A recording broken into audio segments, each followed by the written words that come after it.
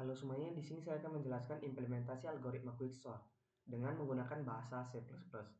Pertama-tama, saya akan menjelaskan apa itu quicksort. Quicksort adalah algoritma perurutan data yang menggunakan teknik pemecahan data menjadi partisi-partisi atau biasa disebut dengan partition exertion. Jadi, algoritma quicksort ini mengambil salah satu elemen yang disebut dengan pivot, di mana ada 3 cara untuk memilih pivot. Yang pertama, pivot bisa berasal dari elemen pertama atau akhir. Yang kedua, pivot bisa dipilih secara acak. Dan yang ketiga, pivot bisa berasal dari median table. Pivot akan menyimpan semua elemen yang lebih kecil di sebelah kiri daripada pivot dan akan menyimpan semua elemen yang lebih besar di sebelah kanan pivot. Dari masing-masing elemen di sebelah kiri dan kanan akan dilakukan secara reskursif atau berulang-ulang sampai elemen itu tersebut itu terurut. Di sini kita bisa melihat bahwa codingan untuk contoh quicksort dalam bahasa C++. Di sini kita memiliki fungsi void, fungsi partition, fungsi quicksort, dan fungsi main. Di mana fungsi void show ini merupakan menggunakan perulangan for untuk melakukan iterasi dari indeks 0 hingga ke indeks size min 1. Jadi ke size min 1 ini, size ini di sini dikatakan sebagai berapa banyak bilangan yang kita ingin inputkan. Jadi, jika kita ingin menginputkan 7 bilangan, maka akan terdapat 6 indeks dari indeks 0 hingga indeks ke-6. Di sini kita memilih indeksnya dari indeks ke-0 ya. Dan pada array R kurung ini dan mencetak isi setiap elemen dari layar menambahkan spasi setiap nilai elemen. Jadi, dia akan memiliki jarak spasi. Kita beralih ke fungsi kedua yaitu fungsi partition. Di sini fungsi partition menerima 3 parameter yaitu sebuah array, 2 indeks yaitu indeks low dan high, dan melakukan pembagian array berdasarkan pivot. Fungsi ini mengembalikan indeks pivot. Di sini kita memilih pivotnya itu adalah array high. Disinilah proses sorting terjadi, di mana pertama kita akan memilih pivot dari ujung list karena kita memilih high. Jadi kalau dia low, kita akan memilih ujung paling kiri dari bilangan tersebut. Sedangkan high, kita akan memilih bilangan itu dari yang paling sebelah kanan. Dan untuk yang middle atau tengah-tengah atau mediannya, dia akan memilih dari di tengah-tengah dari bilangan itu. Jadi jika kita memiliki 7 bilangan, maka bilangan keempat lah yang akan menjadi mediannya. Di sini kita memilih high yang paling kanan. Jadi kita melakukan di mana jika angka yang lebih kecil daripada pivot, maka ia akan ditempatkan di sebelah kiri, dan jika yang lebih besar, maka dia akan ditempatkan sebelah kanan daripada pivot itu sendiri. Nah, jika pada elemen indeks J kurang dari atau sama dengan nilai pivot, maka variabel I akan ditingkatkan menjadi I++.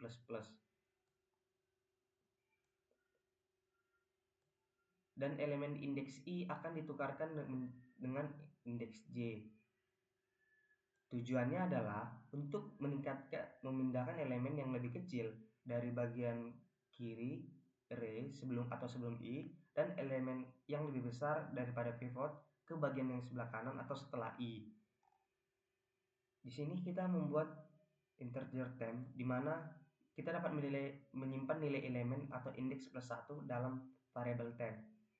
Selanjutnya, kita akan menggeser elemen indeks I+1 ke posisi terakhir array atau indeks high, menggeser pivot ke posisi I+1.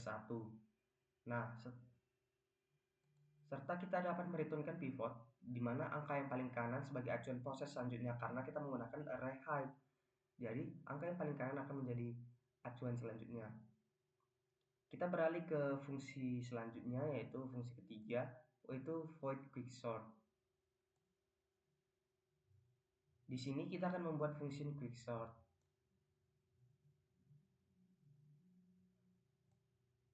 Fungsi quicksort mengurutkan array yang diberikan menggunakan algoritma quicksort. Fungsi ini menerima 3 parameter yaitu array dan 2 indeks, yaitu indeks low dan high.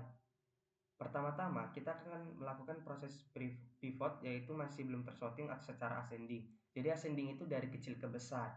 Kalau descending dari besar ke kecil. Karena kita melakukannya secara ascending, maka nanti dia akan berurut mulai dari yang terkecil menuju yang terbesar. Nah, di sini kita akan terus menjalankan fungsi hingga semua terurut sempurna. Jadi, jika ada masih indeksnya itu lebih kecil daripada pivot, maka dia akan berpindah ke sebelah kiri dan melakukan array P kurang 1. Indeksnya akan berkurang dari pivot. Dia akan pindah ke sebelah kiri daripada pivot itu sendiri. Dan jika dia lebih besar, maka dia akan menjadi array P tambah 1 height. Dia akan berpindah ke satu indeks setelah pivot. Jadi, dia akan pindah ke sebelah kanan daripada pivot itu sendiri. Nah, di sini merupakan fungsi main, di mana ini merupakan fungsi input datanya. Jadi nanti kita di sini input size, di mana size ini merupakan berapa bilangan yang ingin kita inputkan dan masukkan banyak datanya. Jadi sebagai contoh nanti kita akan masukkan sebanyak 8 data. Lalu di sini kita akan menginput datanya. Lalu kita bisa di sini memasukkan nilainya. Jadi untuk 8 nilainya itu kita bisa input sendiri berapa, misalnya kita akan memulainya dengan 3, 4, 2, 9, 8, 6, 5, 7. Jadi kita akan menggunakan 8 bilangan yang berarti kita memiliki 7 indeks karena dari indeks 0 hingga indeks ke-7. Nah, di sini disinilah fungsi quicksortnya akan mengurutkan angka-angka tersebut, di mana hasil dari array atau pengurutannya akan munculkan di sini show array size. Di sini menggunakan sorted array, di mana dikatakan bahwa bilangan tersebut telah selesai diurutkan. Nah, kita akan mencobanya langsung sekarang. Kita klik saja run.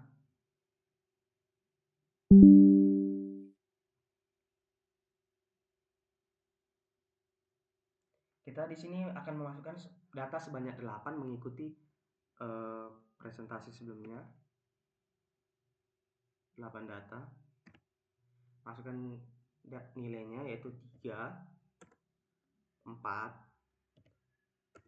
2, 9, 8, 6, 5,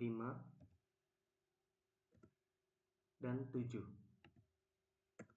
Nah, di sini terdapat kata sorted array atau array sudah terurut. Dan data tersebut sudah terurut secara ascending dari kecil menuju yang terbesar. 2, 3, 4, 5, 6, 7, 8, 9. Di mana tadi pada codingan tersebut 7 merupakan pivot. Seperti yang kita lihat pada codingan ini. Yang height nih, array height, di mana pivotnya itu adalah yang paling kanan. Jadi 7 itu dia merupakan pivot. Jadi yang lebih kecil daripada pivot, dia akan dipindahkan ke sebelah kiri pivot. Jika lebih besar daripada pivot, maka dia akan pindahkan sebelah kanan. Jadi 8 dan 9 merupakan lebih besar daripada angka 7, dia akan pindah ke sebelah kanan dari pivot seperti ini. Dan yang lebih kecil daripada pivot, dia akan pindah ke sebelah kiri.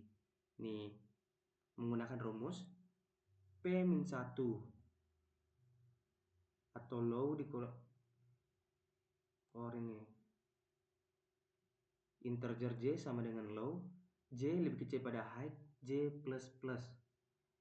Nanti jika pengurutan pertama yang telah selesai, maka akan dilakukan temp, di mana array J ini akan ditukarkan array ini ditukarkan dengan array J, di mana ini merupakan pengurutan sementara dari codingan dari partisi pertama, yaitu iterasi pertamanya, di mana dia akan berubah menjadi dua partisi nanti, di mana partisi yang kanan merupakan sebelah kanan daripada pivot, yang partisi kedua merupakan sebelah kiri daripada pivot.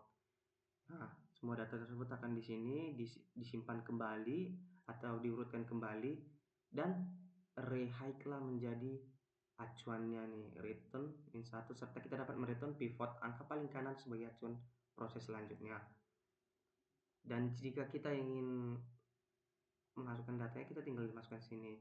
Dan jika belum terurut, maka low lebih kecil dari high, di mana fungsi quicksort akan mengurutkan array yang akan diberikan menggunakan algoritma quicksort. Fungsi ini menerima 3 parameter, yaitu sebuah array dan 2 indeks, indeks low dan high, di mana integer p merupakan partition array low dan high, di mana jika lebih kecil pada pivot, maka p-1, di mana ini yang merupakan indeks dari bilangan itu, di mana dia akan berubah satu sisi ke sebelah kiri daripada pivot. Jika dia lebih besar pada pivot, maka dia akan berpindah ke sebelah kanan daripada pivot atau p-1. Yang aturannya misalnya dia di indeks ketiga, karena pivot ada di indeks keempat, dia jadinya pindah ke indeks kelima gitu loh.